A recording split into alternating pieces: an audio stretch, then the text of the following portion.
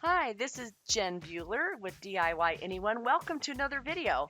This video was inspired by Emily from Mama from Scratch, and she's amazing. And she redid her mudroom. I think it was her mudroom or laundry room area with a shiplap idea. And I thought, I wonder if I can do that. So here we go. So this is what we originally had. I had 5 outlets there, which was back in the day a few years ago when, we wanted to have outlets everywhere for our phones, and now that's different. So I had some Church Pew wood. Yes, Church Pew. There was a church that had free cycle and was getting rid of this wood, and I didn't want it to go to the, to the dump. And so there was another church. I waited about a month to make sure that nobody else wanted it.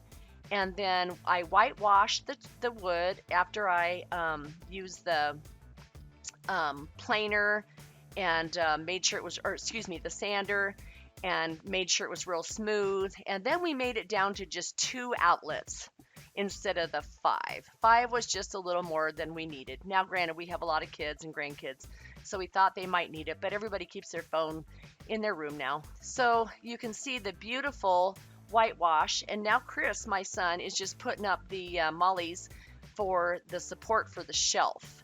And that was the big thing. The shelf itself is also a part of the pew wood, and that wood, by the way, was manufactured like the pews were manufactured like in the 40s, and it's solid oak, and it is gorgeous.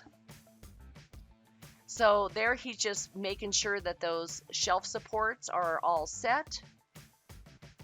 And to go back a little bit, so I used just a plain kind of a light gray paint, and just used very, very little paint and added a bunch of water to whitewash it.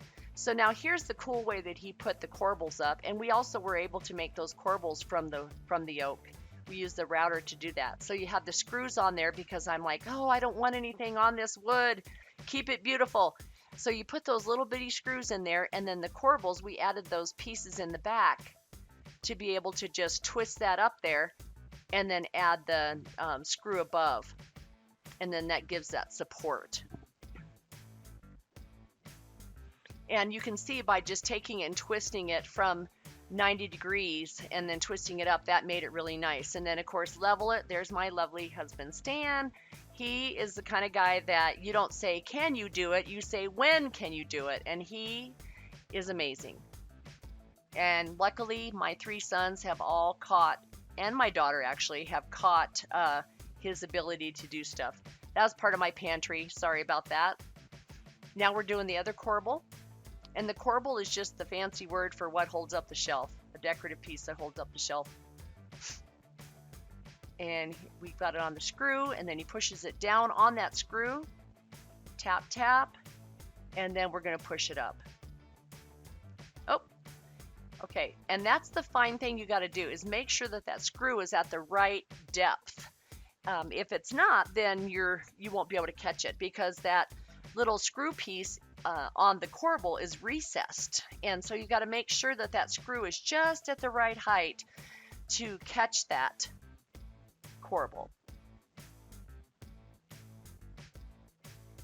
And then my plan for this is to decorate with the seasons. And so it was just a plain icky thing, and I also got some new bins for underneath that all match, that look really cool. They were from Target. I think they were like $22 a piece. They're kind of pricey, but I wanted it to be something that would last, because you use that kind of stuff in your mudroom a lot.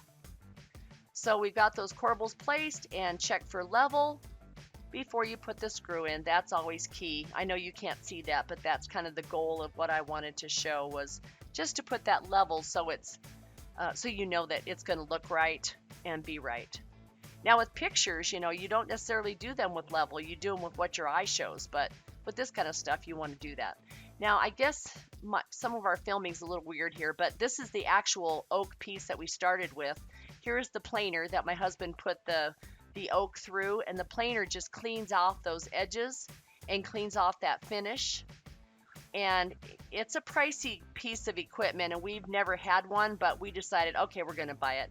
Now, this was before before the shelf went up, and I wanted to use my scroll saw. I actually asked for a scroll saw for Christmas. Yeah, how weird is that?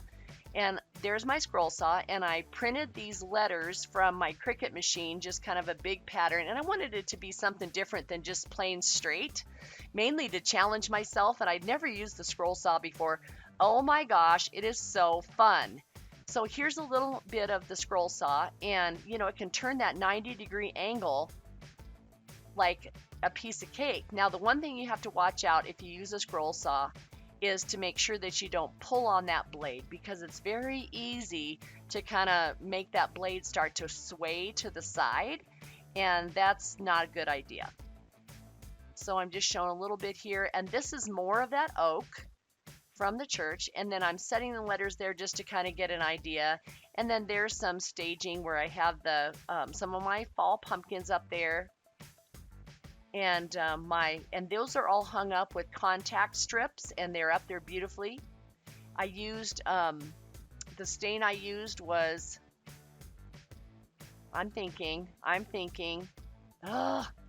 sorry. I'll think about that and I'll put it in the box, but it's a really beautiful stain.